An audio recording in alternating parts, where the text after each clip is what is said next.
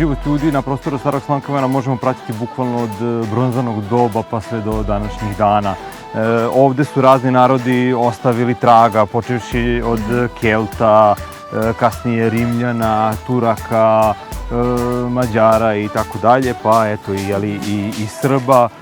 Ono što je isto interesantno, u srednjem veku ovde, nekada davno ovde iznad nas na Obradu, je postojalo jedno srednjevekovno utvrđenje koje je pripadalo prvo-ugarskim kraljevima, a kasnije se ono dodeljuje i našim srpskim despotima, pa tako je Đurađ Branković posjedovao ovo utvrđenje, kasnije je to prešlo u ruke njegovih potomaka, Grgoru Brankoviću i tako dalje. Ovde su se desile mnogobrojne bitke između raznih vojski. Jedna od najpoznatijih je i Slankamenačka bitka koja se desila između Austrijske carevine i Osmanskog carstva. Znači, ovo je mesto gde su se susretale razne kulture i vere, s obzirom da smo ovde u blizini Dunava, znači tu se obavljala živa trgovina i razmena kultura.